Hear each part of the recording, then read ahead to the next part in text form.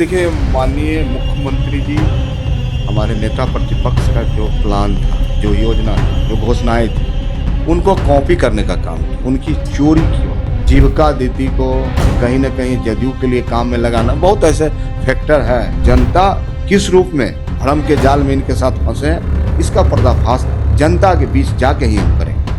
हर का बर्तन ढन बनाता है, लेकिन सब एक होता है, तो परिवार के लोग सब एक होंगे। नमस्कार, मेरा नाम ऋतिक ठाकुर है और आप इस वक्त द हिंदी टॉप देख रहे हैं। बिहार चुनाव में लगातार हमने देखा किस तरह से जो रसाकसी था वो लगातार चल रहा था, लेकिन ऐसे में अब नतीजे आ चुके हैं और ऐसे में इस वक्त हमारी मौजूदगी पटना में और हमारे साथ रणविजय साहू हमारे साथ मौजूद हैं, जो कि मोरवा विधानसभा सीट से जीत कर आए हैं। सबसे पहले बहुत शुभकामनाएं आपको। बहुत बहुत धन्यवाद आपका। ये सबसे पहला सवाल आपसे रहेगा कि मोरवा में जब इस बार आप इलेक्शन कंटेस्ट कर रहे थे तो पिछले इलेक्शन से इस बार का इलेक्शन कितना बदला हुआ और इस बार जो जीत आपकी हुई है उसमें कितना फर्क महसूस आप कर रहे हैं? देखिए, जनता का अपार प्यार, समर्थन, विश्वास पिछले 5 वर्षों में मोरवा की महान जनता के बीच मैं एक विधायक के रूप में नहीं, एक सेवक के रूप में मैं उनका सेवा करने का काम किया हूँ। लगातार सभी क्षेत्रों में सड़कों का जाल बिछाया। आज पटोरी ऐसे शहर को मैंने कहा था कि प से पटोरी प से पटना, आज पटना की तर्ज पर पूरे शहर को मैंने सजाया नगर परिषद के माध्यम से। तो आज कहीं न कहीं वहाँ की महान जनता, चाहे ताजपुर को हो चाहे मोरबा को हो, 300 से ज़्यादा सड़कें हमने बनवाई, दर्जन भर से ज़्यादा स्वास्थ्य जो हॉस्पिटल है उसको मैं बनवाने का काम किया हूँ, 2 दर्जन स्कूल बनवाने का काम किया, भवन बनाने का काम किया हूँ। तो लगातार जो विकास और डेवलपमेंट की बात है उसके बीच हम वहाँ के बीच रहे हैं। और सबसे बड़ी बात, चाहे किसी का दुख हो सुख हो, रणविजय साहू कोई गरीब हो या अमीर हो, कोई अगला हो या पिछड़ा हो, मैंने कभी किसी के साथ भेदभाव नहीं किया। मैं उनके दरवाजे पर मैं पहुँचा और मुझे लगता है इसी का प्यार, इसी का आशीर्वाद मुझे इस चुनाव में मिला है। और आने वाला समय में जो हमारे सामने है, हम निश्चित तौर पे मोरबा में कई ऐसे सपने हैं जो मुझे पूरा करना था। बिल्कुल, मुझे ये सवाल भी जो है लगातार लोग भी कर रहे थे, क्योंकि अब आपके पास 5 साल का दोबारा समय है, तो 2-4 जो रणनीति या फिर वो सपने कौन से हैं जिसके तहत मोरवा को अब आगे ले जाने की कोशिश रहेगी, वो थोड़ा सा बताएं। देखिए, मोरबा प्रखंड में आज उच्च शिक्षा के लिए हमारे पास कोई व्यवस्था नहीं है। मैंने संकल्प लिया है कि मैं डिग्री कॉलेज की स्थापना कराऊंगा मोरबा प्रखंड में। आज पटोरी में जाम की समस्या है। मैं देखता हूँ कि रेलवे फाटक के पास 20 मिनट 25 मिनट तक, खासकर जो इलाज कराने वाले लोग होते हैं, महिलाएं, प्रसव वाली महिलाएं, तो उनको एम्बुलेंस खड़ी रहती है, तो ये देख के पीड़ा होती है। हमारा सपना है कि मैं ओवरब्रिज बनाऊं। आज मोरबा में एक भी थाना नहीं है, तो मोरबा में थाना स्थापित कराना हमारा प्रथम लक्ष्य है। ताजपुर जैसा सब्जी मंडी का एक बड़ा जो खेतिहर जो भूमि है, हमारा सब्जी के लिए जाने जाते हैं, लोग आते हैं, उत्तर बिहार, तमाम साउथ बिहार के लोग आते हैं वहाँ व्यापार करने के लिए, लेकिन जो सब्जी, हरा सब्जी जिसका मार्केटिंग नहीं हो पाता है वह बर्बाद हो जाता है। उसके लिए एक बड़े कोल्ड स्टोर भंडारण का, शीत भंडारण का निर्माण कराना चाहते हैं सरकारी सहमति के द्वारा, कोऑपरेटिव के द्वारा।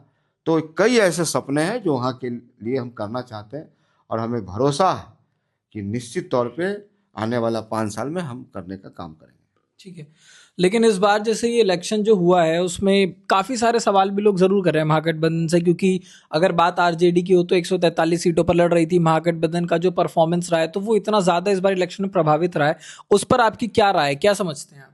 देखिए, जनता ने जिस प्रकार से समर्थन दिया, नेता प्रतिपक्ष तेजस्वी प्रसाद यादव जब कहीं सभा में जाते थे तो स्वतः जनता, नौजवानों, युवाओं, उसमें कोई जाति नहीं होता था, धर्म नहीं होता था, स्वतः लोग उनके पास आते थे और ऐसा लगता था कि एक आंदोलन का रूप है, एक बड़ा बदलाव का रूप है। लेकिन मतों की गिनती हुई तो हम लोग का विश्वास टूटा है।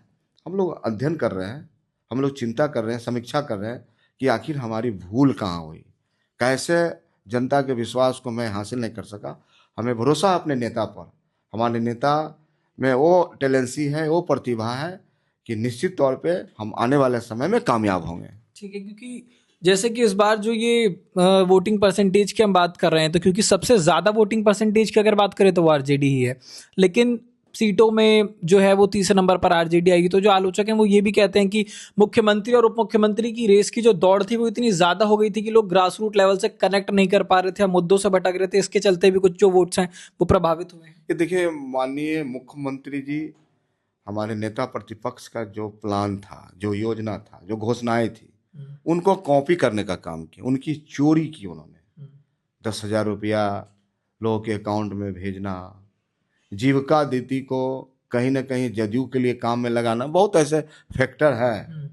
लेकिन हम लोग माननीय लालू प्रसाद यादव के सिपाही हैं, जननायक कर्पूरी ठाकुर के रास्ते पर चलने वाले लोग हैं। हम लोग शुरू करेंगे और हम कामयाब भी होंगे। हमें भरोसा है बिहार की आवाम पर, बिहार के लोगों पर, कि आने वाला समय में तेजस्वी प्रसाद यादव के नेतृत्व में हम संघर्ष करेंगे, सड़कों पर संघर्ष करेंगे, जनता की आवाज़ को बुलंद करेंगे, जनता की आवाज़ को दबने नहीं देंगे और पूरी ईमानदारी और निष्ठा के साथ पार्टी संगठन दल को मजबूत करेंगे। तेजस्वी यादव को विधायक दल का नेता भी अब घोषित कर दिया गया है, सभी के साथ बैठ करके जब समन्वय किया गया। तो ऐसे में क्योंकि अब आप लोग जब पहुंचे थे वहां पर, क्योंकि जो हारे हुए कैंडिडेट्स है वो भी पहुंचे थे, जो जीते हुए कैंडिडेट्स है वो लोग भी पहुंचे थे, तो वहां पर जब बैठक हुई तो वहां पर क्या कुछ चर्चाएं हुई कि जब ये अध्ययन या फिर मंथन चल रहा था तो कौन से खास वो मुद्दे रहे चर्चा में? नहीं, देखिए, माननीय नेता प्रतिपक्ष का एक औपचारिक तौर पे विधायक दल की बैठक हुई और विधायक दल की बैठक में नेता चुना गया। और जो परंपरा है, जो संवैधानिक व्यवस्थाएं हैं, प्रदेश अध्यक्ष के द्वारा माननीय विधानसभा अध्यक्ष जी को पत्र लिखा जाएगा, वह बिल्कुल जो संवैधानिक है उसके अनुसार होगा, जो संविधान कहता है।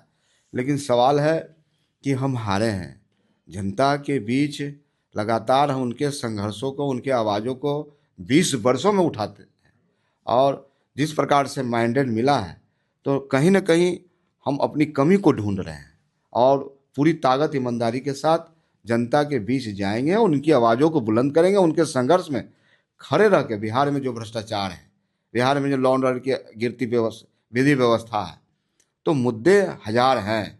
लेकिन लगातार जिस प्रकार से मोदी सरकार ने कहा था, नीतीश कुमार जी ने कहा था, लेकिन जनता किस रूप में भ्रम के जाल में इनके साथ फंसे हैं, इसका पर्दाफाश जनता के बीच जाके ही हम करेंगे। ठीक है, क्योंकि मैनिफेस्टो भी बहुत, आरजेडी की अगर हम बात करें तो जो तेजस्वी का संकल्प पत्र बनाया था उसमें बहुत सारी बातें थी, महिलाओं को पैसे देने की बात, 2,500 रुपये और सारी चीज़ें थी युवाओं के लिए भी। तो बेशक सरकार जैसे इस बार नहीं आ पाई है, लेकिन 25 जगहों पर आरजेडी को मौका मिल रहा है सेवा करने का। तो क्या उस मैनिफेस्टो में से कुछ ऐसी चीज़ें हैं जो उन 25 जगहों पर इम्प्लीमेंट की जाएंगी? निश्चित तौर पर सदन के अंदर अपनी हक लड़ाई के लिए, अधिकार के लिए माननीय नेता प्रतिपक्ष तेजस्वी प्रसाद यादव के नेतृत्व में लड़ेंगे, अड़ेंगे और जो मेरा अधिकार है उस अधिकार को लेके जनता के बीच ले जाएंगे। ठीक है, एक सवाल ये भी आरजेडी पर है, क्योंकि जैसे कि अभी हम देख भी रहे हैं महागठबंधन का जब से रिजल्ट आया उसके बाद से तनातनी लगातार जारी है महागठबंधन के अंदर भी। लेकिन अब ऐसे में आरजेडी में बहुत ज़्यादा कलह दिख रहा है जब से रोहिणी आचार्य जी ने अपना जो घर है वो छोड़ने की बात कही है। उन सब पर आप क्या सोचते हैं, क्या राय है? ये देखिए, ये निश्चित तौर पे ये अपना पार्टी का, राष्ट्रीय जनता दल एक बड़ा पार्टी है, एक परिवार है और परिवार चुनाव हुआ है, चुनाव के बाद समीक्षा हो रही है। हम समझते हैं कि घर का बर्तन धन बनाता है, लेकिन सब एक होता है।